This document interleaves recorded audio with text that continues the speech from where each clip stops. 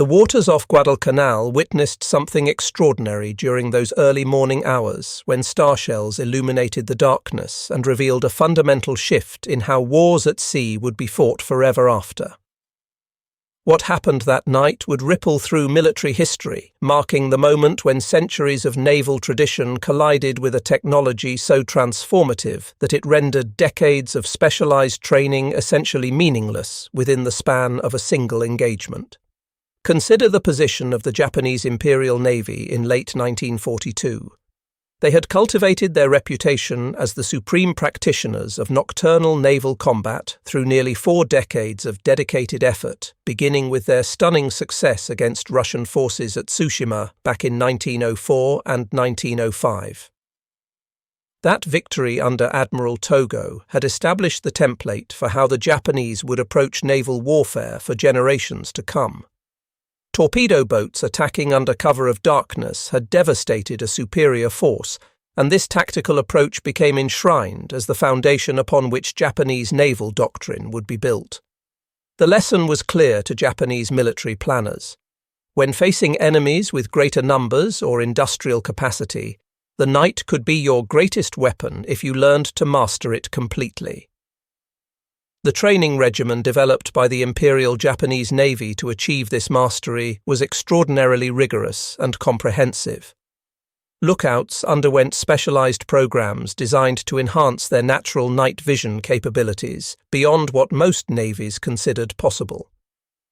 Hours spent in darkened rooms conditioning their eyes, careful dietary management to prevent vitamin A deficiencies that might impair vision, and endless practice estimating distances under low-light conditions produced sailors whose visual acuity in darkness far exceeded that of their Western counterparts.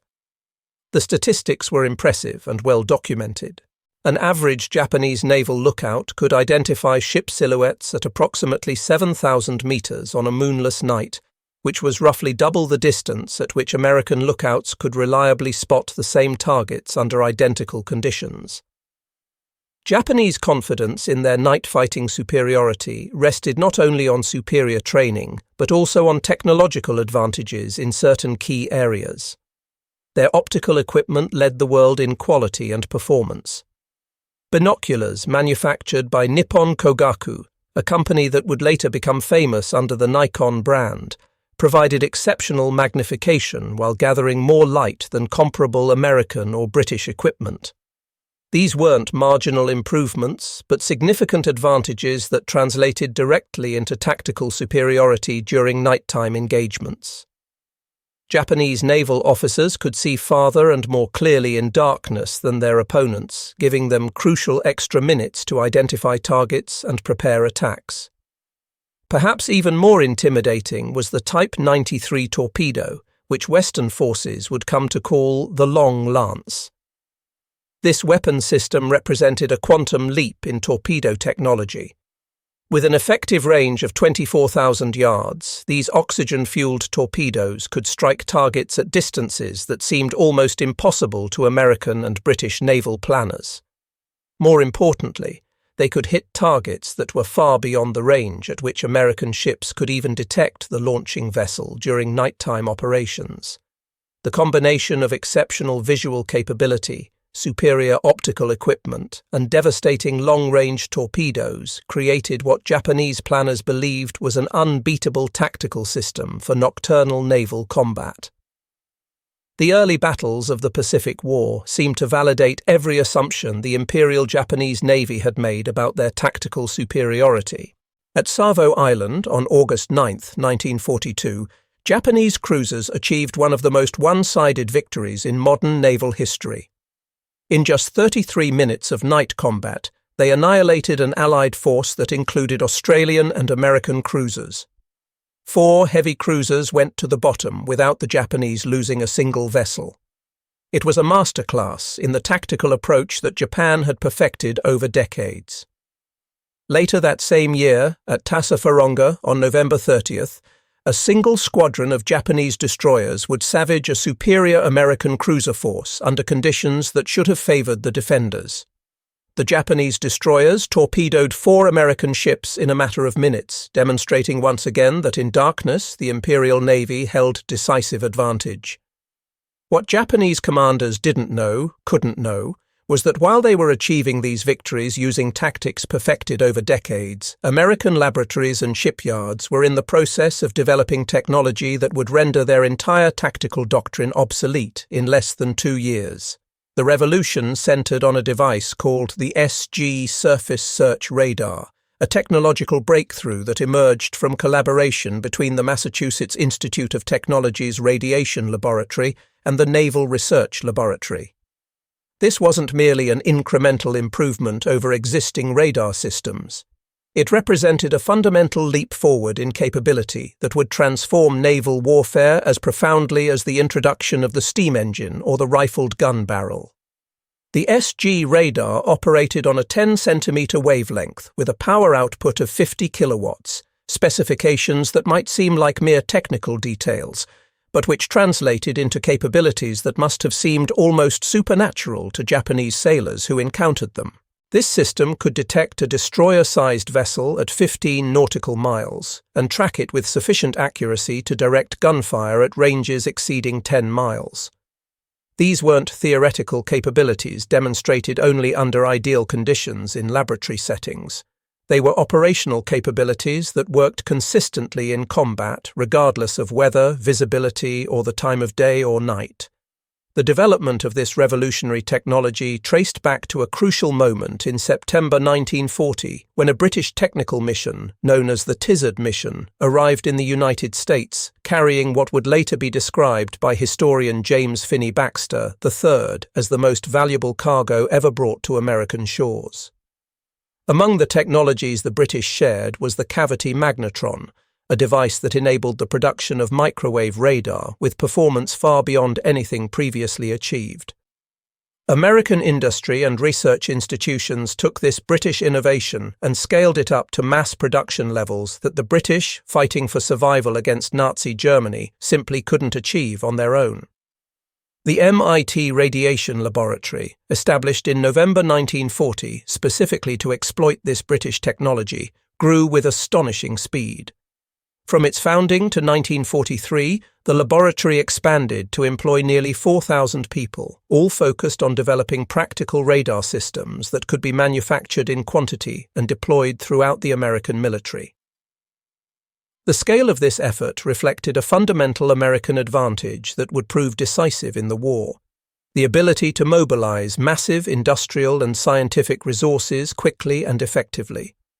By the time the war ended, this single laboratory would have designed more than 100 different microwave systems, with total production value exceeding $1.5 billion in 1940s currency. The production numbers for the SG radar alone demonstrated American industrial capability. Approximately 1,000 of these sophisticated units were manufactured during the war by companies like Western Electric, Westinghouse, and General Electric. This wasn't just mass production of a simple device. Each radar set was a complex piece of equipment requiring precision manufacturing and high-quality components. Yet American industry produced them at a rate that Japanese planners would have considered impossible. By comparison, Japan managed to produce only about 300 radar sets of all types combined throughout the entire war, and many of those were so unreliable that they were essentially useless in combat conditions. The Fletcher-class destroyers, which began entering service in mid-1942, carried these revolutionary radar systems as standard equipment from the moment they were commissioned. The first of the class, USS Fletcher herself, commissioned on June 30, 1942, and by November of that year she was operating in the Solomon Islands. She would be the only Fletcher-class destroyer present at the naval battle of Guadalcanal, but she represented the future of American destroyer capability. These ships weren't just incrementally better than their predecessors. They embodied a completely different approach to naval warfare, one that privileged electronic detection and fire control over human skill and visual observation. The Plan Position Indicator Scope, typically abbreviated as PPI, gave American radar operators something that must have seemed like science fiction to Japanese naval officers trained in traditional methods. This circular display updated every 2 seconds, showing all radar contacts from a god's-eye perspective that allowed operators to see the entire tactical situation at a glance. Operators could distinguish between different ship types based on the characteristics of their radar returns. They could track torpedo wakes, identify multiple targets simultaneously, and even detect submarines at periscope depth under favorable conditions.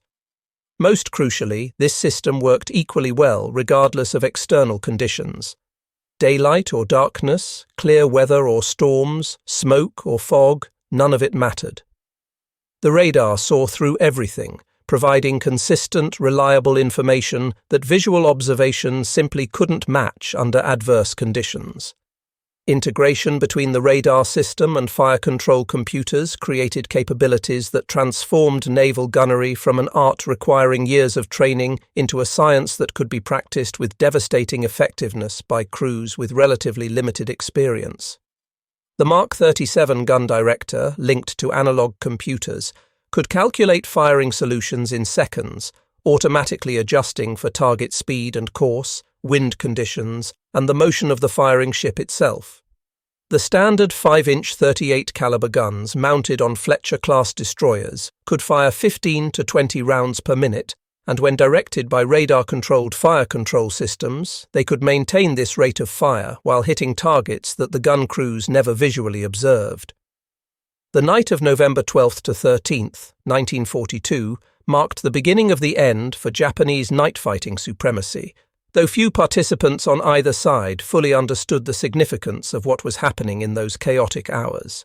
Rear Admiral Daniel Callahan's task force intercepted Vice Admiral Hiroaki Abe's bombardment group as it approached Henderson Field. While only USS Fletcher herself represented the newest class of destroyer, several ships in the American force carried the SG radar, including the light cruiser Helena.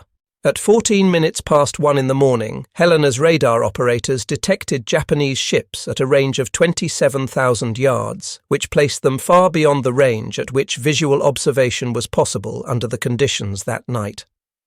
For the next 20 minutes, an extraordinary situation developed. American radar operators tracked the approaching Japanese force with perfect clarity, watching the range close and observing the formation and composition of the enemy fleet, while Japanese lookouts, despite their superior training and excellent optical equipment, strained futilely into the darkness, seeing nothing. They were advancing toward an enemy who could see them perfectly while they remained completely blind.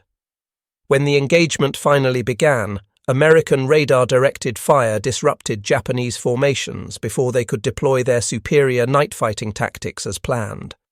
The coordination and timing that had made Japanese night attacks so devastatingly effective at Savo Island simply fell apart under the impact of American gunfire that came from directions the Japanese couldn't identify, hitting targets that Japanese gunners couldn't see. The destroyer Akatsuki learned this lesson most brutally.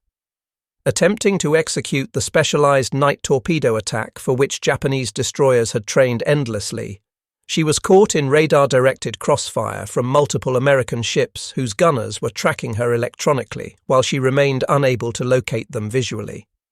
The destroyer exploded and sank within minutes, her crew having no opportunity to employ the tactics they had perfected over years of training. The conditions that should have given Japanese forces every advantage, the darkness that should have been their ally, had instead become the environment in which American technology achieved its greatest superiority.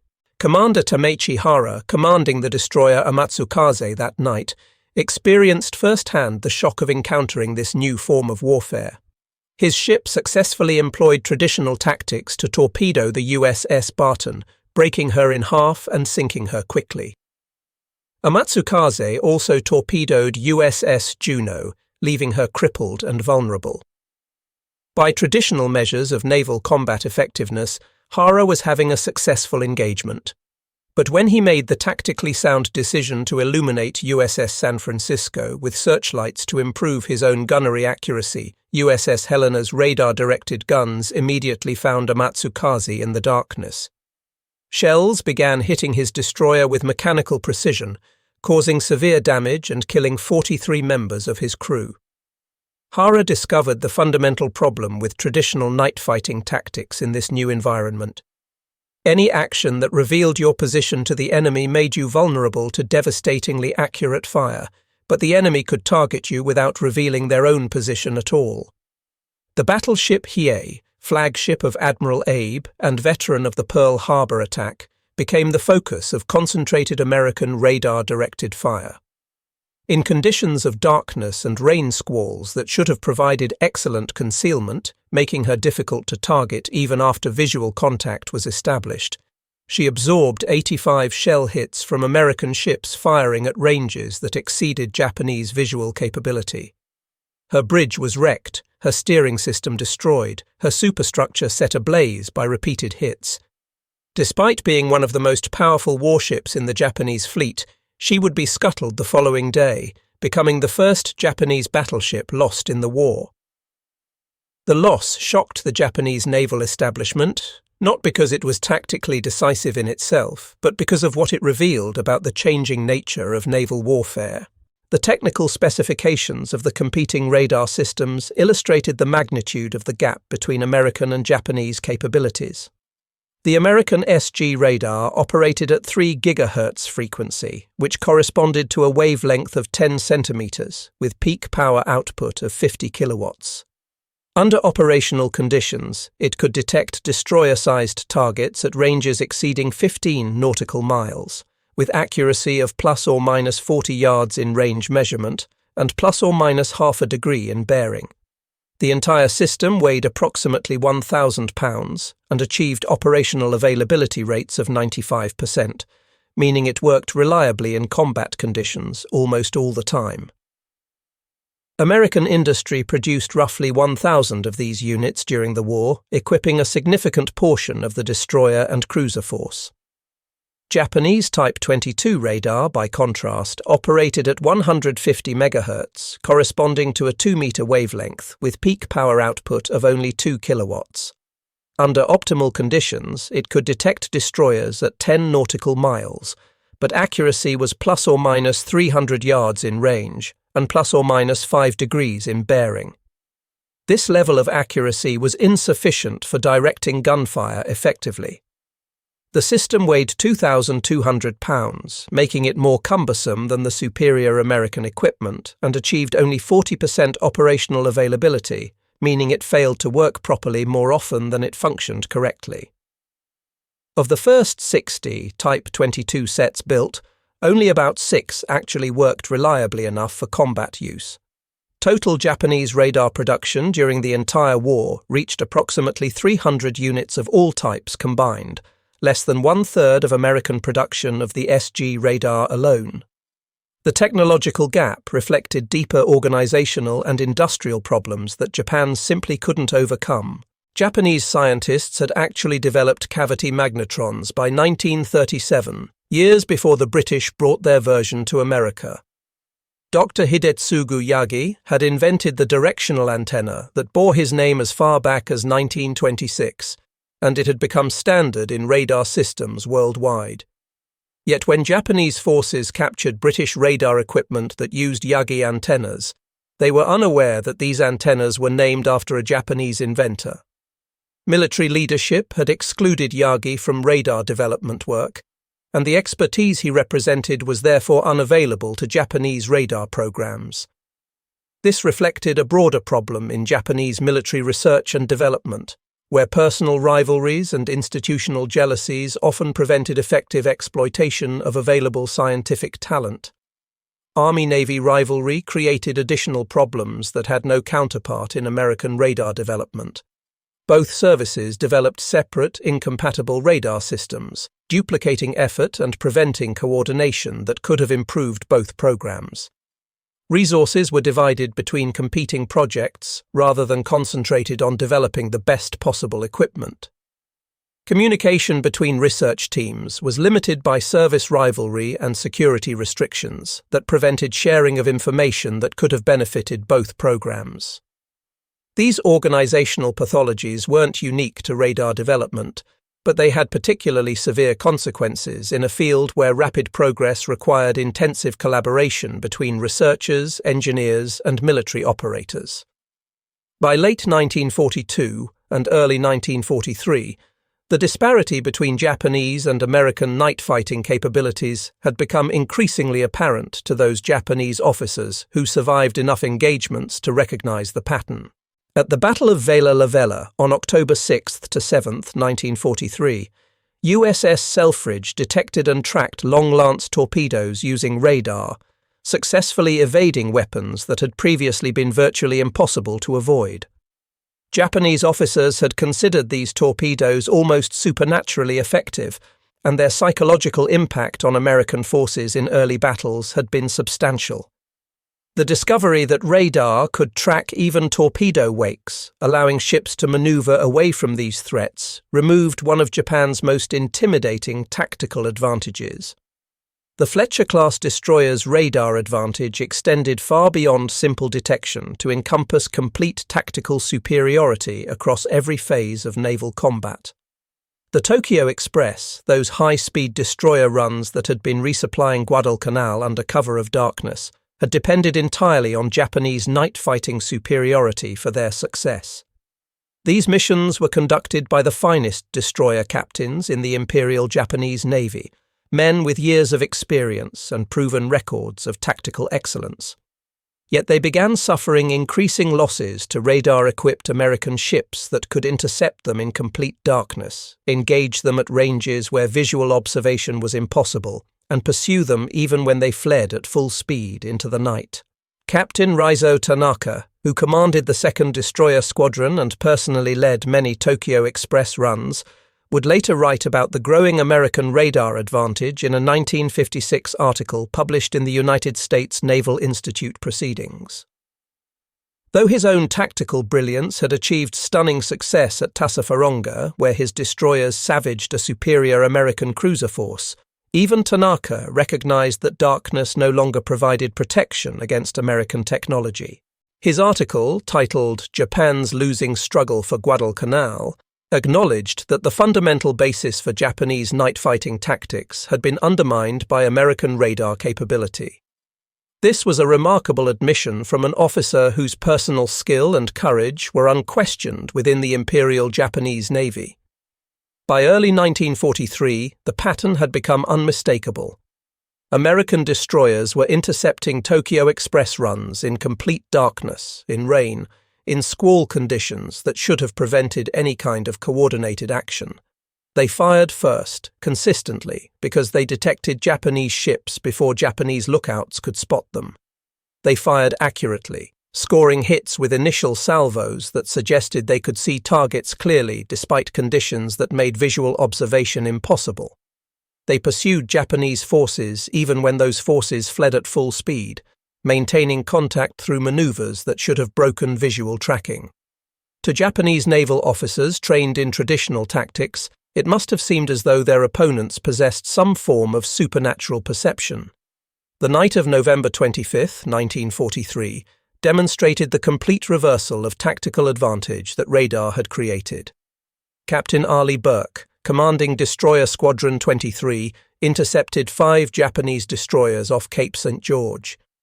In a running battle fought entirely by radar in conditions of near-zero visibility, Burke's squadron sank 3 Japanese destroyers, Onami, Makinami, and Yugiri, without taking significant damage themselves. Most remarkably, the Japanese never achieved visual contact with their attackers. They were engaged, pursued, and destroyed by enemies they never saw.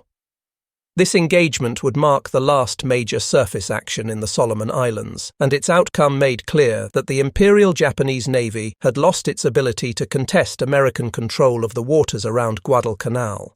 Japanese attempts to counter American radar followed several approaches, none of which proved effective. Some Japanese ships began employing what they called window, strips of metal foil designed to create false radar returns and confuse enemy tracking. This technique, known to Western forces as chaff, could be effective against certain types of radar under specific conditions.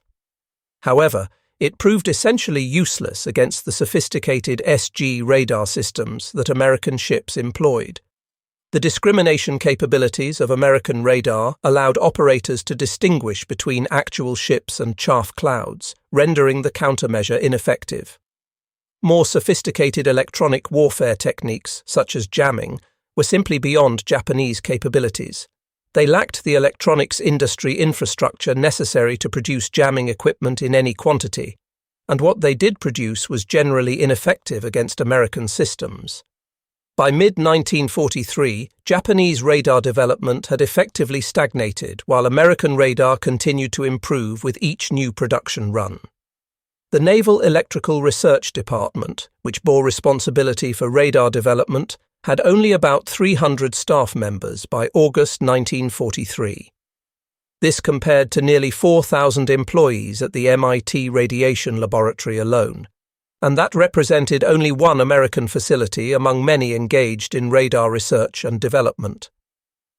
Critical components for advanced radar systems required materials that Japan couldn't obtain due to the tightening blockade and American submarine campaign.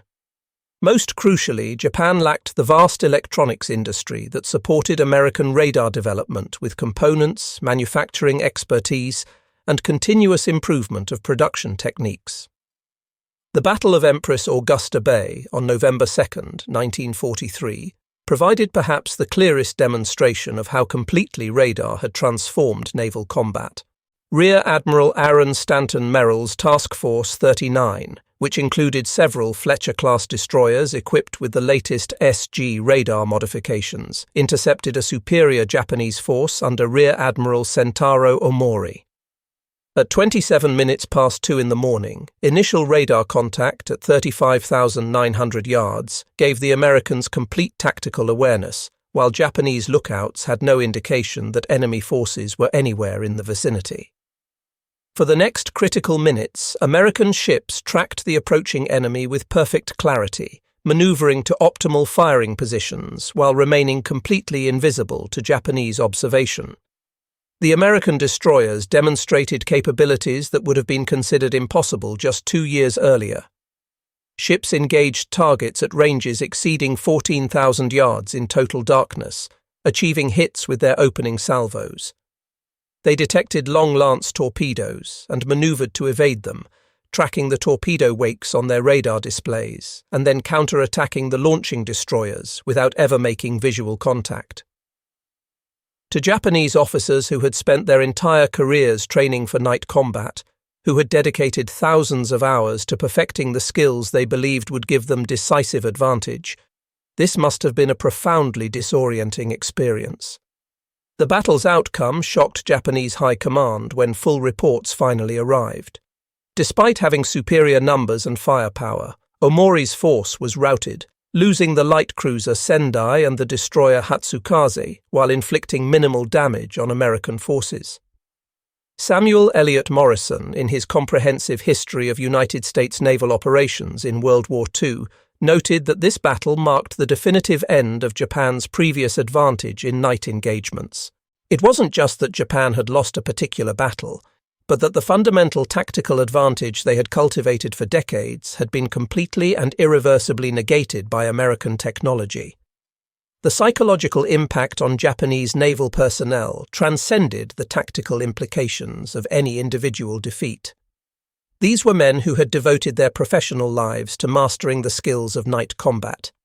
They had endured rigorous training programs, practiced endlessly under demanding conditions, and developed techniques that had proven devastatingly effective in early war engagements. Now they watched helplessly as all that expertise, all those years of training and experience, were rendered meaningless by technology they couldn't see, couldn't understand, and had no capability to counter effectively. The erosion of morale was documented in Japanese operational reports, which increasingly reflected a sense of futility among crews ordered to conduct night operations against American forces. The vaunted long-lance torpedoes, those weapons that had terrorized Allied naval forces in early Pacific battles, increasingly found only empty water when launched at targets estimated by radar-less Japanese crews. Elite destroyer crews that had considered themselves the ultimate practitioners of their craft found themselves completely helpless against enemies they couldn't detect until those enemies opened fire. The traditional approach of using superior training and skill to overcome material disadvantages simply didn't work when the material disadvantage prevented you from even locating your opponent. The Fletcher-class production program demonstrated American industrial might operating at a level that Japan simply couldn't match or even comprehend. Between 1942 and 1944, American shipyards produced exactly 175 Fletcher-class destroyers.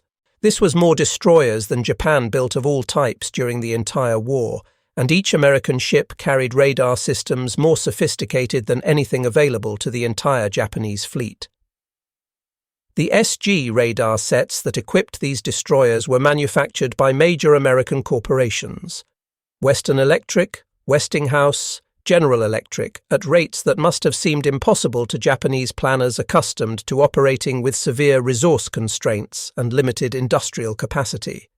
The magnetron tubes that formed the heart of these radar systems, devices that Japan found impossible to manufacture reliably in any quantity, were being mass-produced in American factories by workers who understood nothing of the advanced physics involved, but who could follow precise manufacturing specifications to produce components with the necessary tolerances. By the war's end, the United States had produced over 100,000 radar sets of all types, a number so far beyond Japanese capability that meaningful comparison becomes difficult. The disparity wasn't just in raw numbers, but in the continuous improvement of successive production runs as American industry refined manufacturing techniques and incorporated lessons learned from operational use. The disparity extended into every aspect of radar technology and deployment. American radar underwent continuous improvement throughout the war, with each new version of the SG radar offering increased range, improved accuracy, and better discrimination between targets. By 1944, American destroyers carried radar systems that could detect a surfaced submarine at 18 miles and track a periscope at 3 miles, capabilities that gave American anti-submarine forces decisive advantages in the Pacific Submarine War. Meanwhile, Japanese radar development had essentially stopped advancing. The Naval Electrical Research Department's 300 staff members couldn't keep pace with developments that were being driven by thousands of researchers and engineers in American laboratories. Critical materials required for advanced radar components simply weren't available to Japanese manufacturers. Most fundamentally, Japan lacked the enormous electronics industry that supported American radar development, with everything from precision instruments to skilled technicians. As radar steadily negated their traditional night-fighting tactics, Imperial Japanese Navy planners desperately sought new doctrines that might allow them to compete effectively.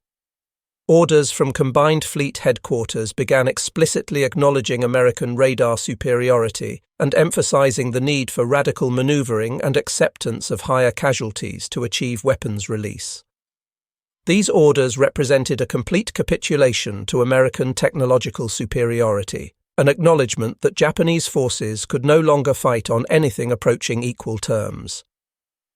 The Imperial Navy that had once actively sought night engagements, confident in their superior training and tactics, now actively avoided nocturnal combat whenever possible. When forced to fight at night, they employed desperate tactics that accepted severe losses merely for the possibility of achieving torpedo launch positions against radar-equipped opponents. Training programs struggled to adapt to circumstances that contradicted everything those programs had been designed to teach. The torpedo school at Yokosuka attempted to develop blind launch techniques, teaching students to fire spreads of torpedoes at calculated target positions without ever achieving visual contact. This represented a fundamental departure from the precision attack methods that Japanese destroyer captains had perfected over years of training. Night fighting doctrines were rewritten to emphasize acceptance of catastrophic casualties as simply the price of achieving any success against radar-equipped American forces. The fundamental premise of these new doctrines was profoundly defeatist. Japanese forces could no longer expect to survive night engagements. but they might inflict some damage before being destroyed. Even Japan's submarine force, which had initially been less affected by American radar superiority than surface ships, soon encountered the devastating reach of American radar technology. Fleet submarines attempting to recharge their batteries on the surface at night discovered that darkness no longer provided the safety it once had. The SG radar could detect a surfaced submarine well beyond visual range, and American destroyer escorts equipped with radar hunted Japanese submarines with deadly efficiency. USS England provided perhaps the most dramatic example, sinking 6 Japanese submarines in just 12 days during May 1944. All 6 submarines were initially detected by radar, tracked as they attempted to evade, and destroyed before they could threaten American forces or supply lines. Japanese submarine losses reached catastrophic levels by late 1944, with the majority of those losses attributable directly or indirectly to American radar detection. Japanese naval officers began drawing explicit parallels between their radar disadvantage and the B-29 bombing campaign that was devastating Japanese cities. Just as American bombers struck from altitudes beyond the reach of Japanese interceptors, American destroyers struck from beyond visual range in night battles. Technology had created a sanctuary from which Americans could attack without risk of effective retaliation. The psychological parallel was exact and profoundly demoralizing. Fighter pilots watching B-29s cruise overhead beyond their ceiling experienced the same sense of helplessness as destroyer crews being systematically destroyed by shells fired from ships they couldn't see. Traditional warrior skills, the courage and training and spirit that Japanese military culture emphasized above all else, meant absolutely nothing against technological superiority that prevented engagement on anything approaching equal terms. The Battle of Leyte Gulf in October 1944, the largest naval battle in history, became a technological mismatch that demonstrated American superiority across virtually every dimension of naval warfare. During the Battle of Samar on October 25th, the destroyer USS Johnston under Commander Ernest Evans engaged Japanese battleships using radar-directed fire through rain squalls and smoke screens. Despite being vastly outgunned by some of the most powerful warships in the world, American destroyer escorts and destroyers used radar to coordinate attacks through smoke that completely blinded Japanese optical rangefinders. Japanese ships were reduced to using color-coded dye loads in their shells so that optical spotters might identify which ships' shells were falling near American targets. Yamato used white dye, Nagato used brilliant pink, Haruna used greenish-yellow, and Kongo used blood red. This practice, made necessary by the complete lack of effective fire control radar, contrasted starkly with American radar-controlled automatic firing systems that required no visual observation of shell splashes to achieve accurate fire. In Surigao Strait, American destroyers launched coordinated torpedo attacks from beyond visual range, guided entirely by radar in conditions of complete darkness. They achieved devastating success against a Japanese force that never managed to locate their attackers. The battleships Fuso and Yamashiro were sunk along with multiple destroyers, accounting for more than 1,200 Japanese casualties. American losses in this action were 0. Not a single American ship took a hit. This represented the complete reversal of the tactical situation that had prevailed at Savo Island just over 2 years earlier.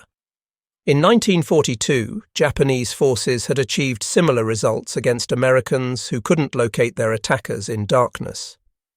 By 1944, American radar had turned that tactical advantage completely around. Captain Tameichi Hara, who survived to command the cruiser Yahagi at Leyte Gulf and later the destroyer Shigura, would write in his post-war memoirs about the growing realization among Japanese officers that their traditional tactics had become worse than useless. They had become suicidal. Officers who recommended night operations were increasingly seen as condemning their men to certain death with no possibility of meaningful success. The radar gap had transformed night combat from an arena where superior Japanese training provided decisive advantage into a killing ground where Japanese ships were systematically destroyed by enemies they never saw. The production statistics that emerged after the war quantified the industrial disparity that underlay the technological gap. American production of radar-related equipment included over 100,000 radar sets of all types, 50,000 trained radar technicians, and investments exceeding $1.5 billion in 1940s currency for radar research and development alone. Japanese production totaled approximately 300 radar sets of all types, many of them non-functional or unreliable. They managed to train perhaps 500 radar technicians, most of them incompletely prepared for their roles. Monthly production of radio tubes, essential components for all radar systems, peaked at about 50,000 units in Japan compared to millions in the United States. The disparity exceeded 50-1 in crucial areas. America had more radar sets deployed on destroyers alone than Japan produced for all purposes throughout the entire war. Japanese naval training programs never successfully adapted to the radar age, despite increasing awareness that traditional approaches had become obsolete. The infrastructure of 20 years, the night vision training facilities, the specialized lookout schools, the extensive programs for optical ranging and visual estimation, all of it became obsolete almost overnight. Yet there was no capability to replace these programs with training that might be relevant to radar-dominated warfare, because Japan lacked the radar systems that such training would require. The few Japanese radar sets that were available proved so primitive and unreliable that training on them was often counterproductive. Officers learned to distrust radar after experiencing multiple failures and equipment breakdowns, and they reverted to visual methods despite understanding intellectually that those methods were inadequate against radar-equipped opponents. The Type 22 surface search radar, when it actually worked, provided less than half the capability of American SG radar under optimal conditions and failed much more frequently. More critically, it lacked the sophisticated discrimination necessary to separate multiple targets or direct accurate gunfire. While American SG radar displayed all contacts on a map-like PPI scope that showed range, bearing, and relative motion of all detected targets simultaneously, the Japanese Type 22 used only a primitive A-scope display that showed range as a spike on a line without providing bearing information or any way to track multiple targets effectively. Training operators to use such equipment effectively proved nearly impossible, and combat results confirmed that Japanese radar-directed gunnery never approached the accuracy that American systems achieved routinely. The waters around Guadalcanal, which sailors on both sides came to call Iron Bottom Sound for the numerous ships resting on the seafloor there, served as the laboratory where radar-dominated naval warfare evolved and matured. The transformation could be tracked through Japanese operational losses during night engagements across the campaign. In August and September 1942, Japanese losses in night combat were nearly equal to American losses, reflecting the tactical parity that existed when radar was still primitive and unreliable. By October and November 1942, Japanese losses had risen to roughly double American losses, as improved radar began providing significant advantages. From December 1942 onward, Japanese losses in night combat became catastrophic, while American losses dropped to minimal levels. The pattern was unmistakable to any analyst examining the data objectively. Japan had lost approximately 40 destroyers in the 16 months of the Guadalcanal campaign, according to United States Naval Institute historical records. The night fighting advantage that had been the cornerstone of Japanese naval strategy for 4 decades had been completely reversed in less than 18 months. For an Imperial Japanese Navy deeply rooted in samurai tradition and concepts of warrior excellence, the radar revolution represented something more profound than mere tactical defeat. It challenged fundamental assumptions about the nature of warfare and military virtue. The premise that superior training, dedication, and warrior spirit could overcome material disadvantages had been central to Japanese military philosophy for centuries. The discovery that technology could not merely negate but completely overwhelm human skill, that mere devices could render years of training meaningless, contradicted beliefs that were foundational to Japanese military culture. Young officers raised on stories of samurai valor and personal combat prowess struggled to comprehend warfare where enemies were invisible and unreachable, where personal courage and skill were irrelevant because combat occurred at ranges where those qualities could never be brought to bear. The radar gap also challenged Japanese racial theories that had portrayed Americans as spiritually weak, overly dependent on technology, precisely because they supposedly lacked the warrior courage that came naturally to Japanese servicemen. These theories had to confront the uncomfortable reality that American technological superiority was achieving results that Japanese warrior spirit couldn't counter. The psychological impact of this realization, though rarely discussed openly in official contexts, was profound and demoralizing for many Japanese naval personnel who had internalized these cultural assumptions. Japanese attempts to counter American radar demonstrated considerable ingenuity, but ultimately highlighted the futility of trying to overcome such a fundamental technological gap through improvisation. Window or chaff deployment proved essentially ineffective against sophisticated American radars whose operators could distinguish between false returns and actual ships. Electronic warfare attempts failed completely because Japan lacked the electronics industry necessary to produce jamming equipment in meaningful quantities, and what they did produce was generally ineffective against American systems that were more sophisticated than Japanese electronic warfare specialists understood.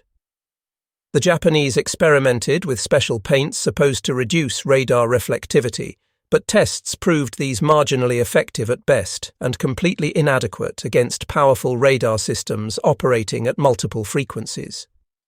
By mid-1944, the Naval Technical Department had essentially abandoned hope of matching American radar technology through indigenous development.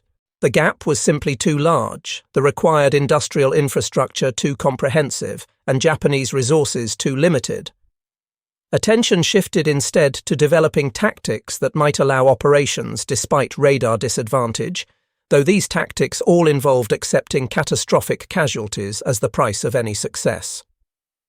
The most dramatic expression of Japanese desperation in the face of overwhelming American technological and material superiority would come with the adoption of kamikaze tactics beginning in October 1944. Vice Admiral Takejiro Onishi organized the first official kamikaze unit on October 19, 1944, at Mabalacat Airfield in the Philippines. His stated reasoning was straightforward. With only 40 operational aircraft remaining and pilots whose training was grossly inadequate for conventional combat, suicide attacks represented the only way to inflict meaningful damage on American forces. The documented factors behind this decision included catastrophic pilot losses throughout 1944, severe training deficiencies as Japan rushed pilots through abbreviated programs to replace losses, complete loss of air superiority over most Pacific combat zones, and crippling shortages of fuel and spare parts that made conventional operations nearly impossible. While radar disadvantage contributed to the broader context of Japanese desperation, the kamikaze decision was driven primarily by the collapse of Japanese air power as an effective fighting force. The first organized kamikaze attacks occurred on October 25, 1944, coincidentally the same day as the Battle off Samar, but they were motivated by desperation over pilot quality and aircraft availability rather than by radar-related concerns specifically. Radar certainly made conventional attacks more difficult by allowing early detection and vectoring of defending fighters, but the kamikaze concept was a response to the entire spectrum of Japanese inadequacy by late 1944, not specifically to American radar superiority. Statistics from Pacific War destroyer engagements illustrated radar's impact with brutal clarity. During the pre-radar era from December 1941 through October 1942, Japanese destroyers lost 8 ships in night combat, while American destroyers lost 11, producing an exchange ratio of approximately 1.4 to 1 in Japan's favor. This reflected the superiority of Japanese night-fighting tactics and training when both sides were limited to visual observation and traditional methods. During the early radar era from November 1942 through June 1943, Japanese destroyer losses in night combat rose to 19, while American losses dropped to 7, reversing the exchange ratio to 2.7 to 1 in America's favor. This reflected the period when radar was becoming effective but wasn't yet fully integrated into American tactical doctrine and wasn't yet available on all American ships. During the mature radar era from July 1943 through August 1945, Japanese destroyer losses in night combat reached 47, while American losses dropped to just 4 ships, producing an exchange ratio of 11.8 to 1 in America's favor. This devastating reversal demonstrated the complete dominance that radar provided once American forces learned to exploit it effectively, and once radar-equipped ships became the norm rather than the exception. The progression from Japanese advantage to overwhelming American superiority occurred over less than 2 years, an extraordinarily rapid transformation by historical standards for such fundamental changes in military capability. The technical specifications of American versus Japanese radar systems quantified the technological chasm that produced these results. American SG radar operated at 3 GHz frequency with 10 cm wavelength and 50 kW power output, detecting destroyers beyond 15 nautical miles with accuracy of plus or minus 40 yards in range and plus or minus half a degree in bearing. The plan position indicator display provided intuitive tactical awareness, and production reached approximately 1,000 units during the war with operational reliability exceeding 95%. Japanese Type 22 radar operated at 150 MHz frequency with 2-meter wavelength and only 2 kW power output, detecting destroyers at 10 nautical miles under optimal conditions with accuracy of plus or minus 300 yards in range and plus or minus 5 degrees in bearing. The primitive A-scope display provided only range information without tactical context, and production totaled approximately 300 units of all types with operational reliability around 40%. These specifications revealed technological separation measuring in generations rather than incremental improvements. American radar operated at frequencies providing inherently better resolution, employed magnetron tubes that Japan couldn't manufacture reliably, and integrated with fire control systems that Japan hadn't developed. The combat effectiveness gap that resulted from these technical disparities was even more dramatic than the raw specifications suggested, because American systems worked reliably, while Japanese systems frequently failed at critical moments. Captured Japanese equipment and extensive post-war interrogations revealed additional details about the depth of Japanese technological inadequacy. Japanese forces had actually captured examples of British cavity magnetrons early in the war when they overran British positions in Malaya and Singapore. However, they proved unable to reverse engineer and manufacture these devices, despite having physical examples to study.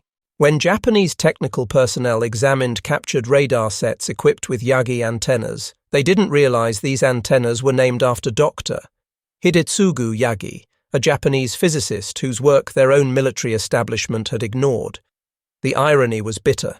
Japanese forces were being defeated by technology based partly on Japanese scientific discoveries that Japan itself had failed to exploit.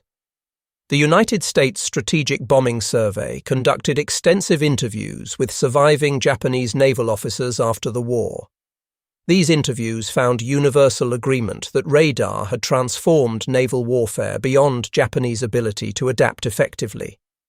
Officers testified that by 1943 they understood the radar gap was decisive, but they had suppressed this knowledge to maintain morale among crews, who would have been even more demoralized by understanding just how hopeless their situation had become. This testimony revealed the profound psychological burden that Japanese naval officers carried through the final years of the war, knowing they were sending men into combat against an enemy whose technological advantages made Japanese defeat virtually inevitable. The Battle of Cape St. George on November 25, 1943, served in many ways as the epitaph for Japanese night-fighting superiority. Captain Arleigh Burke's Destroyer Squadron 23, consisting of 5 American destroyers, achieved essentially perfect victory over 5 Japanese destroyers through exclusively radar-directed combat.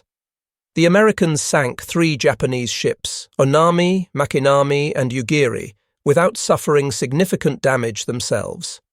Most tellingly, the Japanese never achieved visual contact with their attackers at any point during the engagement.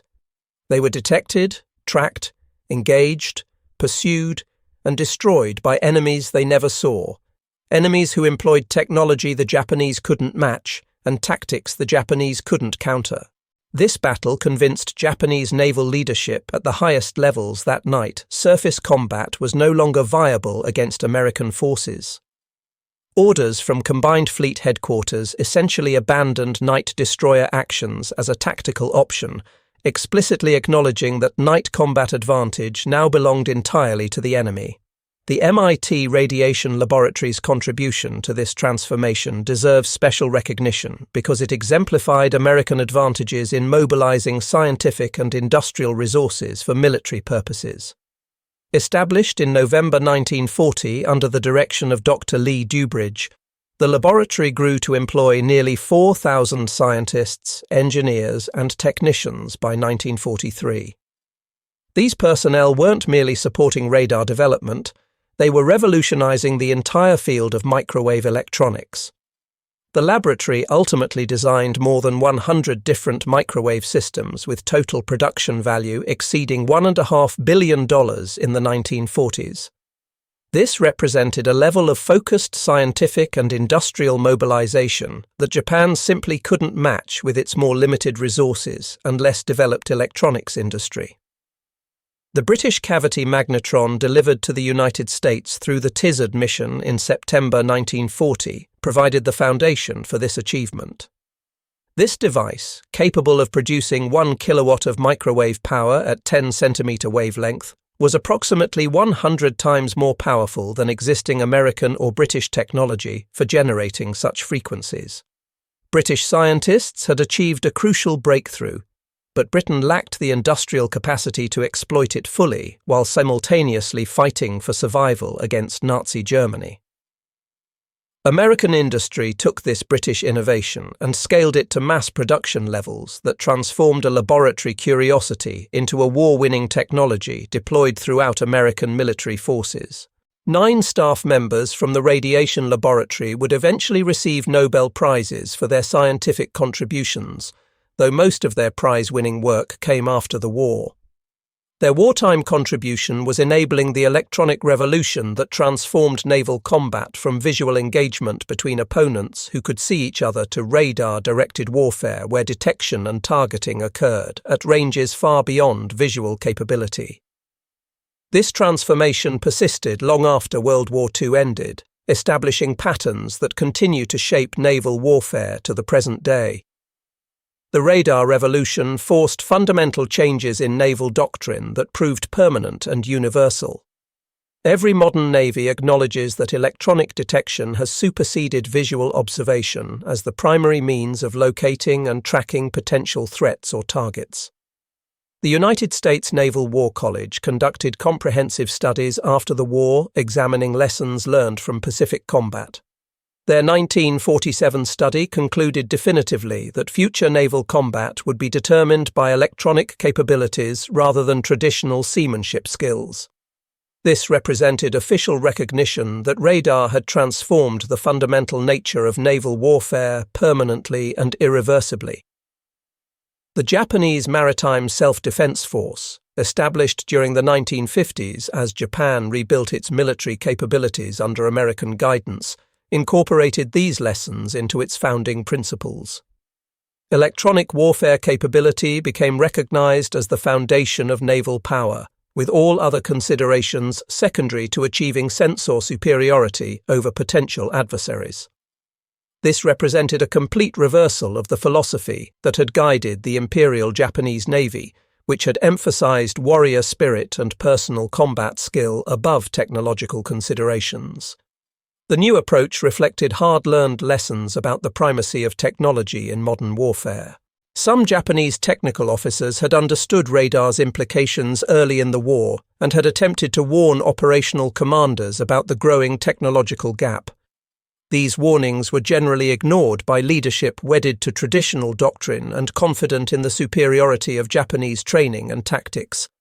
The few officers with electronics training became prophets without honor within their own service, predicting defeat based on technological trends while being dismissed by commanders who refused to acknowledge that technology could trump warrior skill and fighting spirit. This disconnect between technical understanding and operational doctrine proved fatal, allowing American radar superiority to develop unchecked until it had become an insurmountable advantage. While American forces systematically integrated radar into every aspect of naval operations, developing tactics and training programs that exploited radar's capabilities fully, Japanese commanders continued planning and executing visual-range night attacks, even as their ships were being destroyed from beyond sight. The inability or unwillingness to adapt doctrine to technological reality cost Japan hundreds of ships and thousands of experienced naval personnel whose skills were squandered in engagements where Japanese tactical expertise couldn't be brought to bear effectively. The final measure of radar's impact came from comprehensive analysis of comparative loss statistics across the Pacific War. In night surface combat specifically, Japanese destroyer losses totaled 67 ships from November 1942 through August 1945, while American destroyer losses in similar circumstances totaled just 8 ships. This produced an overall exchange ratio of approximately 8.4 to 1 in America's favor, a complete reversal of the situation that had prevailed during the first months of the Pacific War when Japanese night-fighting superiority gave them significant advantages. The weapon system that Japan had perfected over 4 decades had been turned against them by technology they couldn't match, producing a cascade of defeats that Japan proved unable to reverse or even slow significantly. By war's end, of the 70 modern destroyers Japan possessed at the time of the Pearl Harbor attack, only about a dozen remained operational. Many had been sunk in combat, others damaged beyond repair or scuttled to prevent capture, and still others were laid up for lack of fuel or spare parts. The Imperial Japanese Navy that had entered the war as acknowledged masters of night combat concluded it unable to venture into contested waters after dark without accepting near-certain destruction. The transformation was total, devastating, and permanent. Commander Tamichi Hara survived the war as the only Japanese destroyer captain from Pearl Harbor to remain in command through the entire conflict. His memoir, published in 1961 under the title Japanese Destroyer Captain, provided the most comprehensive first-hand account from the Japanese perspective of radar's transformation of naval warfare. While historians have identified some factual errors in his memoir, likely attributable to the passage of time and the chaos of combat conditions, his fundamental assessment of the radar war stands as accurate and insightful. Hara participated in 16 major naval battles across the Pacific, witnessing firsthand the complete transformation from Japanese dominance in night combat to American supremacy based on technological superiority. His ship Amatsukaze survived the brutal engagement of November 13, 1942, despite severe damage from USS Helena's radar-directed gunfire that killed 43 of his crew. He later commanded the light cruiser Yahagi and finally the destroyer Shigure, surviving battles where most of his fellow captains and their crews perished. His memoir criticized Japanese leadership for failing to appreciate the speed with which American technology was developing and for never understanding the strategic implications of technological change.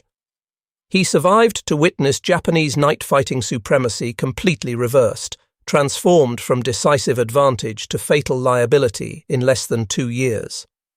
Admiral Raizo Tanaka, who commanded the Tokyo Express runs that had been so successful in the early Guadalcanal campaign, published his own assessment in 1956.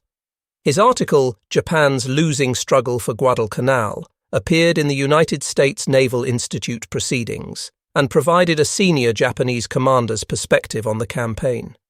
Tanaka acknowledged explicitly that American radar had fundamentally changed naval warfare in ways that made traditional Japanese night-fighting tactics obsolete. This was a remarkable admission from an officer whose tactical brilliance had achieved stunning success at Tasafaronga, demonstrating that even the most skilled Japanese commanders recognized that skill alone couldn't overcome the technological advantages that radar provided to American forces. The radar war forced a fundamental philosophical reckoning within Japanese military culture that extended far beyond tactical or technical considerations. The core premise of Bushido, the warrior code that emphasized spiritual superiority and suggested that proper spirit could overcome material disadvantage, was decisively shattered by oscilloscopes and magnetrons and plan position indicator displays. Young Japanese officers raised on traditional values struggled to reconcile warrior culture with technological warfare, where the enemy was invisible, unreachable, and defeated you before you could even locate them to engage. Post-war Japanese military philosophy had to undertake a comprehensive reconciliation of traditional warrior culture with the realities of modern technological warfare. The lesson that emerged from this painful process was absolute and uncompromising. In modern warfare, technology is not merely supplementary to warrior skill, it is supreme. Those military forces that see first possess decisive advantage over those who remain blind. Those who see farthest and most accurately dominate the battle space, regardless of the courage, training, or dedication of their opponents. This represented a fundamental break with centuries of Japanese military tradition, but it was a break forced by undeniable historical experience that couldn't be rationalized away or ignored. The accounting of Japanese destroyer losses attributed primarily to night surface combat provides stark quantification of technological revolution's impact on naval warfare. During November and December 1942, Japan lost 4 destroyers in night engagements. Throughout 1943, losses reached 31 destroyers. In 1944, 28 more destroyers were lost to night surface combat. From January through August 1945, 4 additional destroyers succumbed to similar circumstances. American destroyer losses in night surface combat followed a dramatically different trajectory. During November and December 1942, 3 American destroyers were lost. Throughout 1943, 4 more were lost. In 1944, only a single American destroyer was lost to night surface combat. From January through August 1945, 0 American destroyers were lost in such circumstances. The cumulative statistics revealed the magnitude of the transformation. By 1944, 175 American destroyers equipped with effective radar faced a Japanese destroyer force where effectively 0 ships carried radar capable of matching American systems. American radar provided range advantages of 200 to 300% over Japanese visual detection capabilities under night conditions. Japanese advantages in night vision that had taken decades to develop were negated completely by American radar that worked equally well in darkness or daylight, clear weather or storms, with no degradation in performance regardless of visibility. These numbers documented something unprecedented in military history: the complete negation of an enemy's primary tactical advantage through technological superiority achieved in less than 2 years. The Imperial Japanese Navy had spent nearly 4 decades, from 1904 through 1942, perfecting night combat techniques that they believed gave them decisive advantage over any potential adversary. American radar technology, which barely existed in practical form at the beginning of the Pacific War, had rendered all that expertise worthless by mid-1943. Japanese night fighting capability wasn't merely reduced or compromised. It was rendered irrelevant by magnetrons and cathode ray tubes, mass-produced in American factories, by workers who understood nothing of the physics involved, but who could follow manufacturing specifications with precision. Commander Tamechi Hara's survival through 16 major battles provided him unique perspective on this transformation that few other Japanese officers lived to contemplate. From his position commanding Amatsukaze at Guadalcanal, where he first encountered the devastating effectiveness of American radar, through commanding Shigur when it emerged as sole survivor from the Battle of Vela Gulf, he witnessed every stage of the transition from Japanese dominance to American supremacy in night combat. His experiences encompassed the entire arc of the radar revolution in the Pacific, from the shock of that first encounter when USS Helena's guns found his ship in darkness through the grim acceptance by war's end that Japanese forces simply couldn't compete against radar-equipped opponents. The Imperial Japanese Navy had entered World War II supremely confident that superior night fighting skills would offset American advantages in industrial capacity and material resources. Japanese training programs, Japanese optical equipment, Japanese torpedoes, and Japanese tactical doctrine all supported this belief.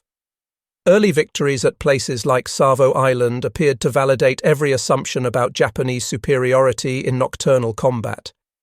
Yet by war's conclusion, radar had proven definitively that technological superiority could completely negate human skill, extensive training, and cultural tradition.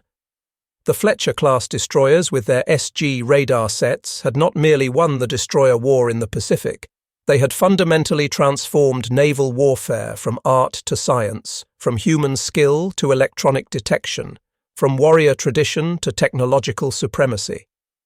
Japanese officers who survived the war and contemplated what had occurred understood a fundamental truth that would shape Japanese military thinking for generations afterward. The age of visual naval combat had ended permanently in those waters around Guadalcanal, replaced forever by electronic warfare that privileged technology over courage, sensors over spirit, and industrial capacity over warrior tradition. Japanese forces had been the acknowledged masters of night combat through decades of dedicated effort and specialized training. But in merely 18 months of sustained combat, American radar had transformed their carefully cultivated mastery into dangerous obsolescence, their hard-won expertise into military irrelevance, and their greatest tactical advantage into a fatal liability that drew them into engagements where they were systematically destroyed. The darkness that had been Japan's most reliable ally, the environmental condition that Japanese training had taught them to exploit more effectively than any other navy in the world, became instead their tomb. American forces wielding radar technology became the undisputed masters of night combat, not through superior training or warrior spirit, but through technological capability that allowed them to see when their opponents remained blind. The revolution was complete, irreversible, and devastating in its implications. In the final analysis, those military forces that possessed superior sensors prevailed decisively, while those who remained dependent on human observation alone were condemned to defeat in the very darkness they had once dominated. The transformation of naval warfare was total, permanent, and would shape all future development of naval capability for generations to come.